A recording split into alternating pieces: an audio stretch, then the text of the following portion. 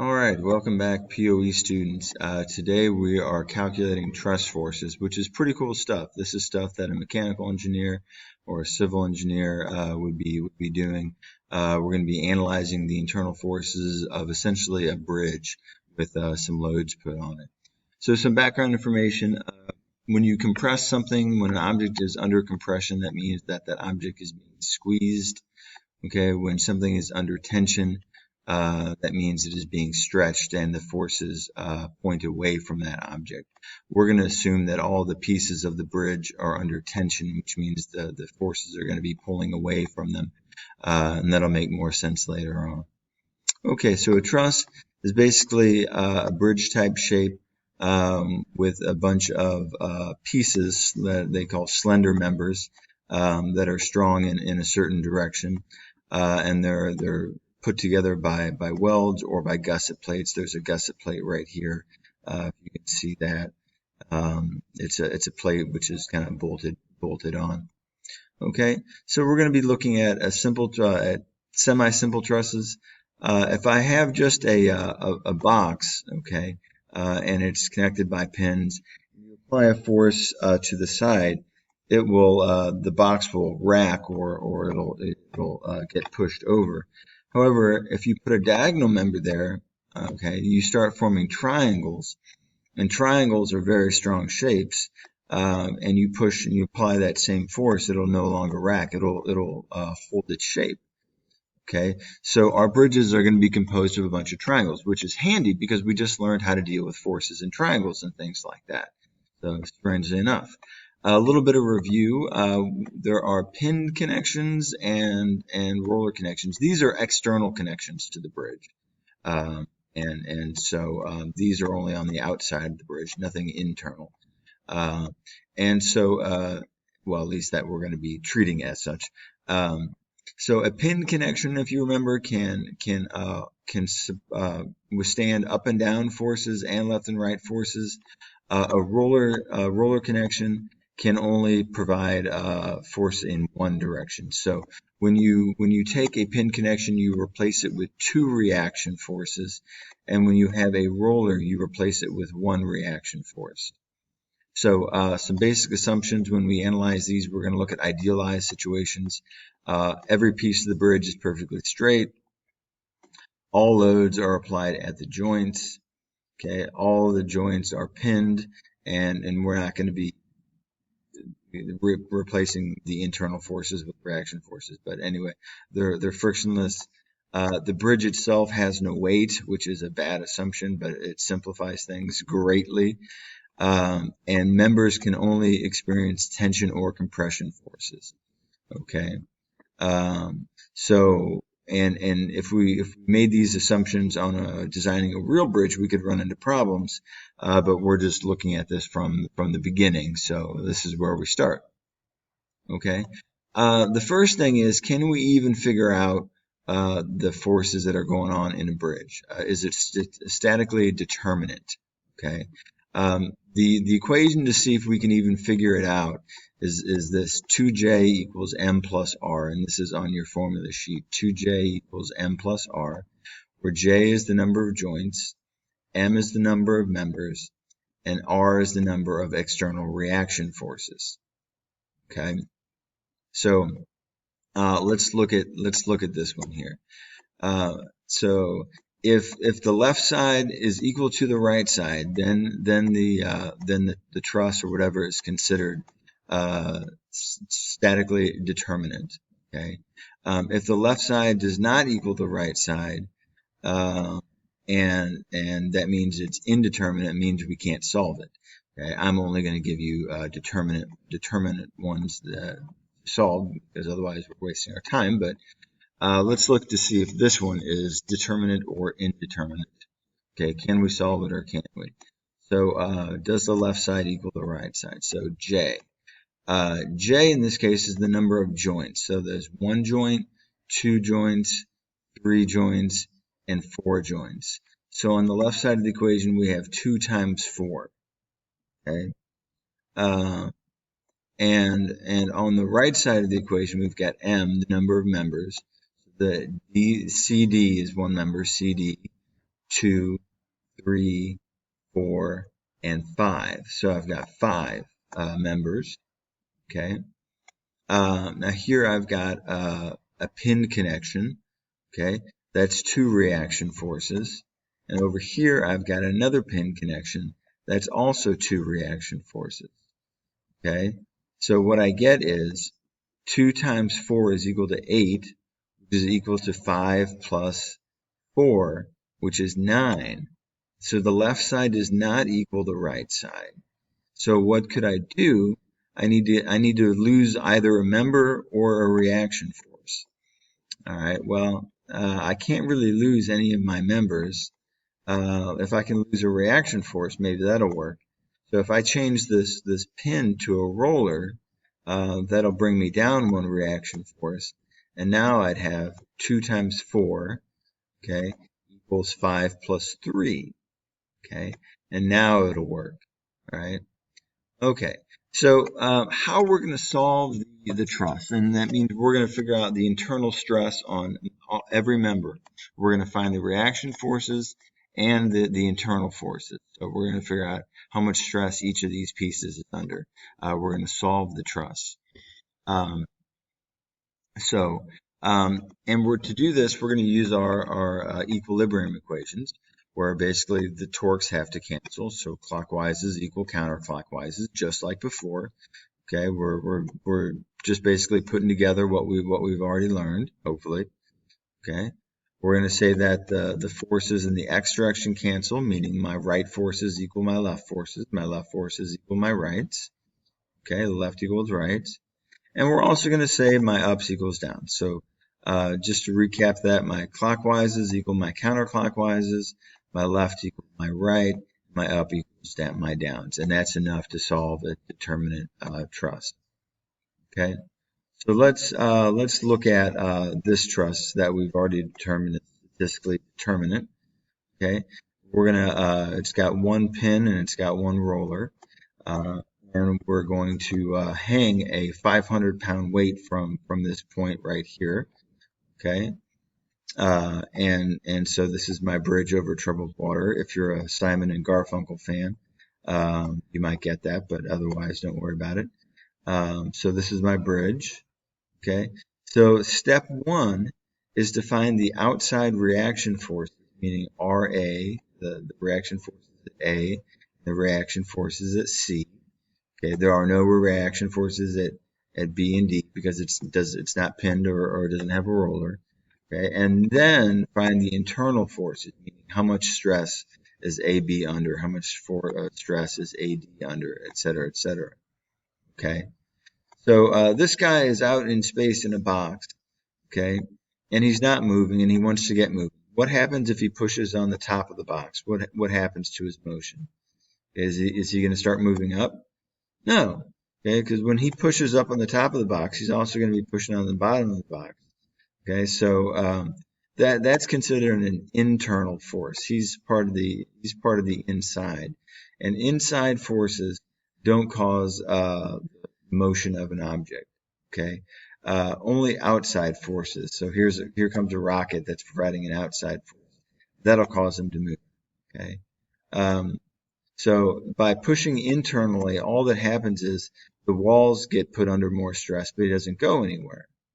Okay, so this 500 pounds. So if we are the bridge, okay, this 500 pounds is an external force. So it's going to be included when we look at our reaction forces at A and B. Okay, so so what we're going to do is we're going to look at the external forces, and the first step is to change the reaction forces at A and C, the pin and roller, into reaction forces. Okay. All right. So we also need to know the dimensions. Okay. Now the roller. So step 1, replace the pin connection with a reaction force in the X direction and a reaction force in the Y direction. So pin connections have an X and a Y component. Okay. And the next thing we need to do is replace the roller that's at C. The roller disappeared. We're going to replace it with in this case, a reaction force in the Y direction. okay, because the roller was on bottom. It can only push up, okay. Determine if the truss is statistically determinate, which we already did. Okay, 2 times j. J is 1, 2, 3, 4. Okay, 2 times 4 equals m. 1, 2, 3, 4, 5. 5 plus reaction forces. We've got 3. 1, 2, 3. Okay, so we've got 3 reaction forces, and we have 8 on the left and 8 on the right. That means we can solve it, so we'll go ahead and continue. Okay. The next step is the left equals right, up equals down, and clockwise equals counterclockwise. So we're looking at external forces in this case. Okay, we might as well start with left equals right. Okay, forces acting to the left on my truss. Okay, there are none. Forces acting to the right on my truss. I've got RAX. That's the only one. So my left equals 0 because there's no force. Okay, and my RAX is on my right. So basically what this tells me is RAX is equal to 0, and there is no force. RAX is non-existent. Okay. The next thing I want to do is say that my ups equal my downs. Okay. So RAY is an up, RCY is an up. Okay, those two forces. So those are on my upside. And then as far as a down external force goes, we have my 500 pounds. So that goes on my downside. Okay. And then lastly, we have our clockwises equal our counterclockwise. Okay. And remember, the first thing you have to do when you get to this section is choose a pivot point. Okay. I'm going to choose point A again because there's 2 unknowns here, and there's only 1 unknown that'll be left. Remember, when I choose point A as my pivot point, in my torque, my moment calculations, I can ignore these 2 forces, so that leaves me 1 unknown. Okay, and I like 1 unknown because I can solve it. Okay, so I'm going to choose joint A to be my pivot point. Okay, and we're going to say that my clockwises equal my counterclockwise. Okay, so first off, these 2 forces we can ignore, okay, because they're at the pivot point. Joint D, I've got this 500 pounds that's going down. That's going to be a clockwise torque, okay? And then we've got RCY at point C. That's going to be a counterclockwise torque, okay? So we're going to say our clockwise is equal to counterclockwise. And don't forget, when you're dealing with moments or torques, it's the force and the lever arm. It's the force and the distance. So I'm going to have my 500 pounds times my 3 feet, okay, equals my counterclockwise, which is RCY, times its perpendicular distance, which is 10 feet. So 10 from left to right, from my pivot point to my force is 10 feet. And again, that was counterclockwise, so that goes on the right side. Okay. Now at this point, I can solve for RCY and see that RCY equals 150 pounds. Okay. Now that I know RCY, I can plug that into this equation and find RAY, okay, and get that RAY is equal to 350 pounds. Okay. So I know we've done a lot, but essentially that's like the first couple steps. Okay. There's kind of a lot to this. This is fairly high level stuff. So consider yourself proud if you can successfully do these. So, and I'm sure you can. Okay. So we did that. The next thing we want to do is, if we're missing angles in our truss, we want to go ahead and find those using sine, cosine, or tangent. We know that this length is 3, this length is 7, and we know that this length up and down here is 4. Okay, so what we're going to do is say the tangent of A. So if this is theta A, so theta we use as usually our indicator of an angle. So that would go in this section here. I couldn't fit it. Okay, tangent equals opposite over adjacent equals 4 divided by 3 equals 4/3. So using the inverse tangent function, we'll get that tangent is equal to, the tangent of A is equal to 53.1 degrees. Okay, then let's solve for this triangle. We'll figure out theta sub c, okay, and we'll say tangent of theta sub c equals opposite over adjacent, just like before. Okay, where opposite is 4 and adjacent is 7. Okay, using our inverse tangent function, we'll get that tangent of theta c equals 29.7. Okay, since we know this angle, we know that angle because it has to add up to 180. And the same, since we know this angle for C, we know this angle because it has to add up to 180. Okay, so we now know our triangle. Okay, so now we're going to redraw our truss with all of our known forces acting on the angles, just to kind of help us stay organized, because there's a lot to keep in mind here. There's a lot to this, so as I said before. So this helps us stay organized. So step 5. The next thing we're going to do is we're going to look at the internal forces, and this is when it gets new. We haven't seen how to do this yet. I mean, we have in bits, we just haven't seen it as exactly as I'm going to show it. Okay, so we're going to choose a joint. Okay, and then we're going to basically just say left equals right and up equals down, and we're going to solve it. Okay. I'm going to choose, we're going to choose joints A or C, okay? The reason I like joint A and C is I've got an unknown, okay? I've got a known, okay, which is good. You need to have a known there, okay? And I also only have 2 members, two sticks, okay? If I were to choose joint D, I have 3, okay? And that makes it more complicated. So you generally want to start with a location that has a known or a given, okay, and that only has two members. Okay, so we're going to choose joint C. Okay, now we're going to draw a free body diagram. There's that free body diagram again for joint C. Okay, and we're going to assume that all of these joints are under tension, which basically means I'm going to replace this joint right here, BC, with an arrow pointed away from point C. So this is point C right here, okay, with the tip of the 150-pound arrow. I'm going to draw BC as an arrow away from that point, okay, and I'm going to draw joint CD also as an arrow away from that point. We assume that they're under tension, okay. What happens if they're really under compression? Well, the deal with that is if they're actually under compression, you're going to end up with a negative answer. And if your answer is negative, then you just write that it's negative and you say that it's under compression. Okay. So what I'm going to do is I'm going to start with my ups equal my downs. Okay.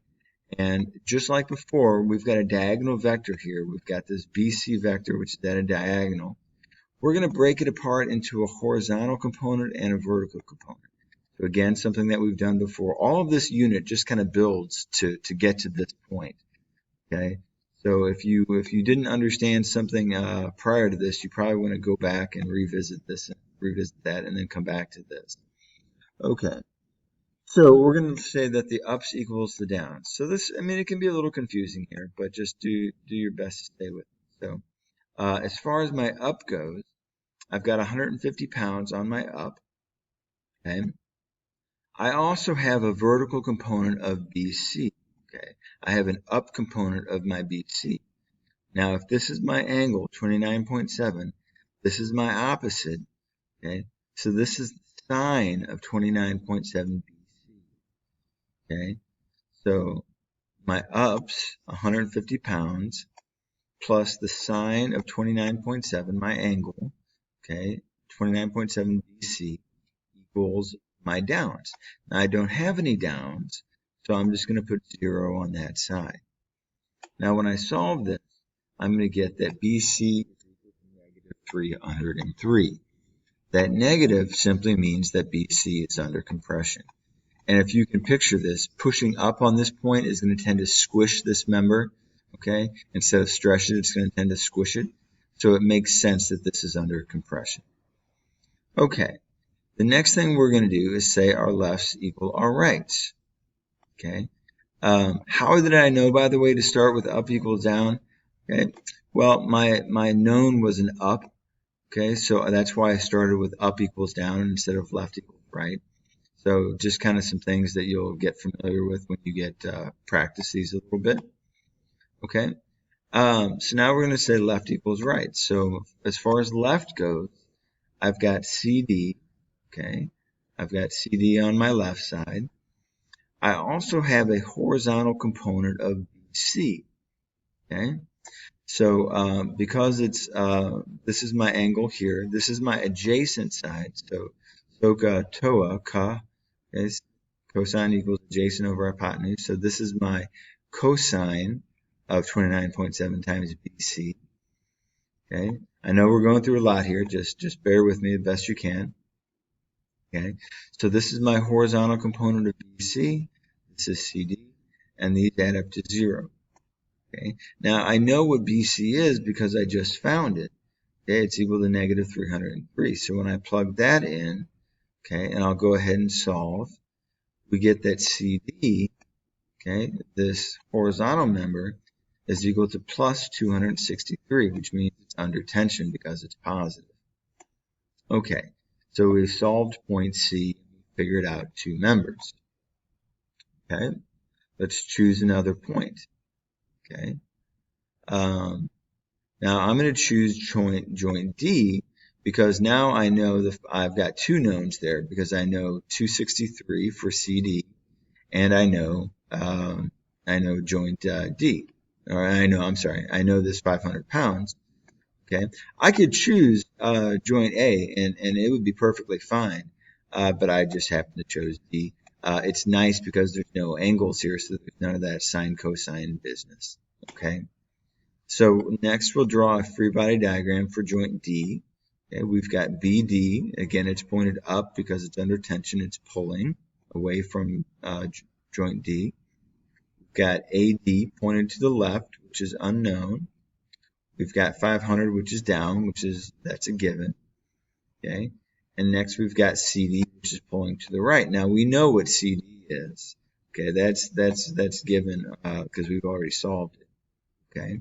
So we're going to start with left equals right, okay? And we're going to say that AD left equals CD right, okay?